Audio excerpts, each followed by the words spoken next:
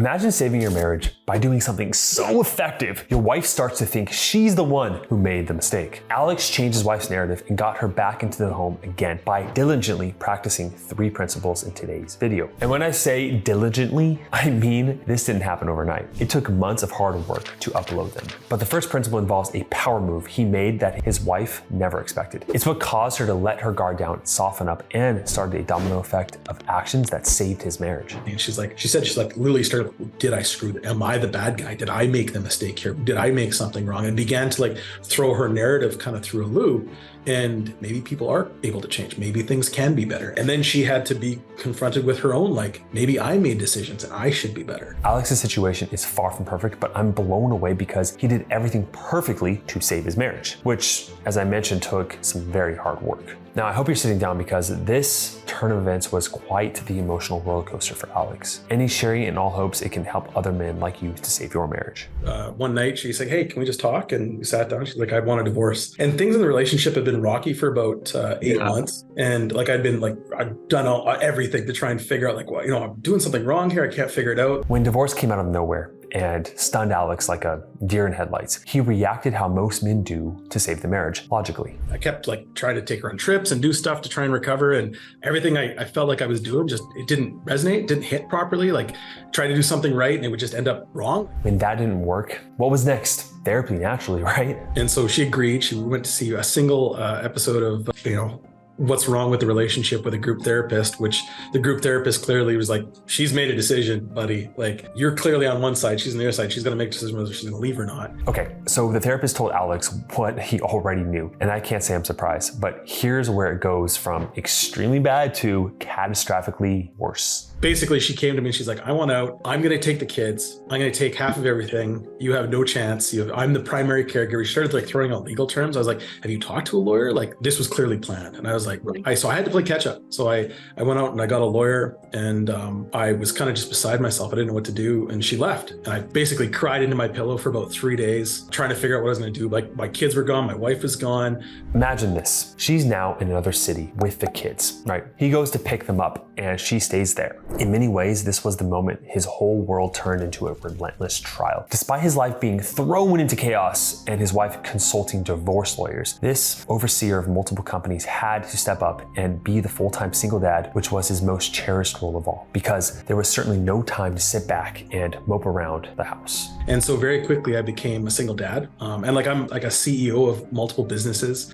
She was taking care of everything at home. It was a month before school started. When the kids came back, I had to get my head wrapped around their schedules, what they needed. I took a stress leave from work for a month. My family kind of stepped in to help me out because it's a family business, and just tried to figure it out. Now, after navigating single fatherhood and the business realm, any little free time Alex had left, he poured into himself. Okay. I was watching your videos on YouTube, and a lot of them just kind of resonated with oh yeah, I've experienced that. That's exactly what I've experienced. That's the exact instance. I had this situation happen to me. I had that situation. I'm so glad that Alex reached out because he showed that by following our blueprint, he could flip the script on his marriage and have his wife truly notice the changes, which started with the first principle. Doing this will show your wife that you are different. Not only that, but it will eradicate resentment and strike curiosity inside of her. Now, Alex took this to a whole nother level and made a power move that shocked his wife. Listen to Alex describe it. She had made a few comments about when she was leaving about how I would be better off without her. She didn't want to be there I didn't want to be in the relationship. I wasn't supporting her. And so I took a leap of faith, and I took 50% of all of the money we had saved and all of our checking account money, everything. And I just gave her half of it. And I said, I don't know what you're doing. I don't know what your plan is, but I don't want you to feel like I'm holding you hostage by doing this. So I took half, a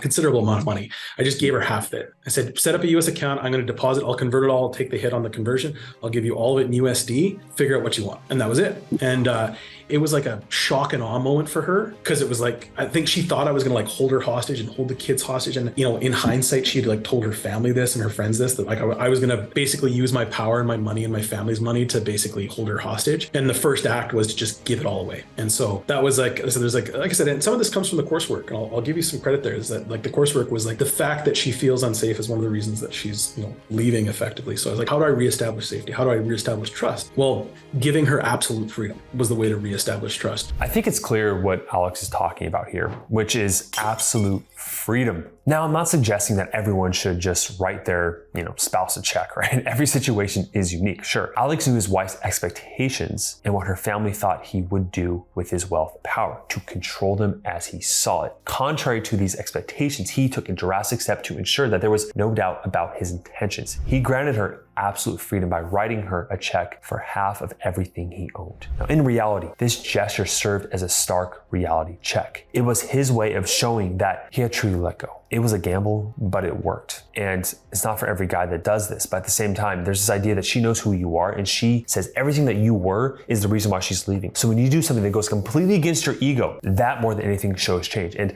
I know it's a risk, but the guys who take the biggest risks in life, in love, in business, they tend to never regret it, even if it doesn't get the outcome they want, because they grow immensely from that. It's invaluable, that amount of growth you could have. Now, in the HBO series Game of Thrones was notorious for its shocking power moves throughout the series, which, were characters you love made a gruesome demise when you least expect.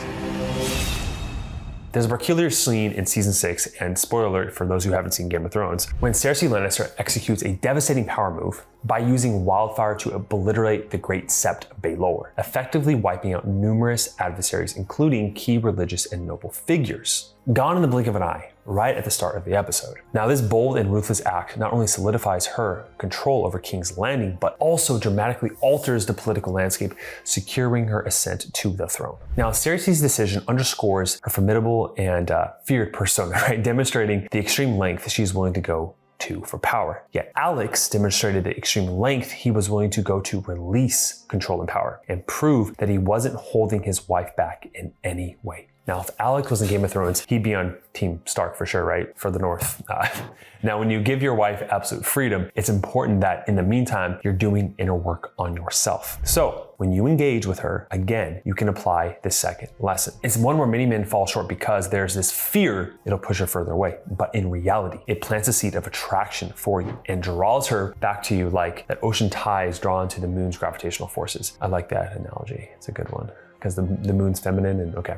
Let's hear it in Alex's words. I need you to know that regardless what happens next, whether we're co-parenting, whether we're going to figure this out or we're not going to figure this out and you're going to leave and you're going to move to the US and just walk away from this, regardless what happens, I need you to know that I have not changed in this with how I feel towards you. I personally, though, have changed greatly. And if you want to come back, we're going to have a serious talk about what our responsibilities are in this relationship moving forward. And it's going to be open and honest, and it's going to be very clear. The principle here is what I call boundary compliance. This, I'm going to make a whole video on this whole entire point because it's so important. It's where so many men fail that they think like, Josh, you're allowing these guys, like the wives to cheat on the guys and that they should take them back. Oh my God, this is the most simp behavior I've ever seen. And when I saw this with this guy, I felt sad for him because it's like, I'm not saying that every man you should have your own individual boundaries, but so few men actually know them and even fewer men actually assert them. And so you must understand those deep, deep boundaries within yourself or she will lose respect for you. Think of riverbanks alongside a river. A river flowing through a landscape is guided and contained by its banks, right? These riverbanks prevent the water from spilling over and flooding in the surrounding areas, enabling the river to flow powerfully and purposely through its destination. Now, the banks are like the boundaries that channel energy and movement in constructive directions. It prevents chaos and destruction. Now, this is similar to you standing firm in your boundaries as a man, confident in who you are as a man. That's that masculine positive energy. And look at how Alex complying to his boundaries improved their marriage. She had left and I had taken on all the responsibilities. The kids were doing better in school. I had lost a whole bunch, like everything was actually better. And so I said, if you want to come back to this, then there has to be a realization that we both have something to work on here and we're actually both going to work on it together. It's not going to be, I need to fix me or you need to fix you. We both need to fix this. And that was it. And so that was 6 months ago now. So we're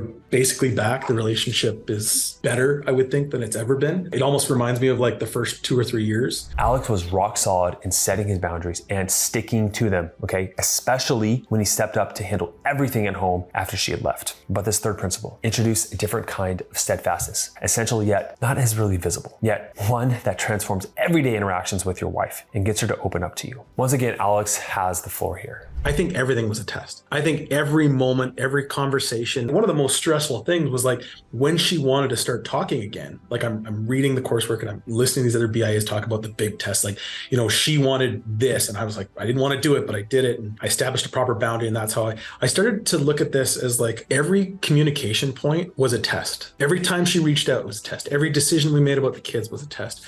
And so like I literally had to treat everything like it was an ongoing battle against the narrative that she had created and the narrative which I was trying to build for us. Now, Alex learned to harness emotional equilibrium. Now, at the end of the day, the feminine will test the masculine because she needs to know that you're going to be safe for her, right? Give her that survival, that safety. That emotional safety is everything to her, just like respect is for you. And the only way she could feel that emotional safety is by pushing on those boundaries, to know that you are the man that she wants, right? And it's a subconscious process, but she's going to test you because if you pass the test, she gets the biggest gift that you can give her, which is that safety, that sense of like, oh, he's got me, right? He's not reactive. He loves me. Right? And so she will do this through the criticism, through seeing who you are and what you want and pushing against that. Now, Alex's way of handling things, seeing every interaction as a test and aiming to keep us cool, really digs into how we manage our emotions in relationships. It's especially handy when your spouse is pushing your buttons, helping to keep you on an even keel mentally during those tough times in the relationship. Now, there's a great resource called Emotional Regulation in Couples and Families, Pathways to Dysfunction and Health. Now, the book breaks down how managing our emotional reactions can lead to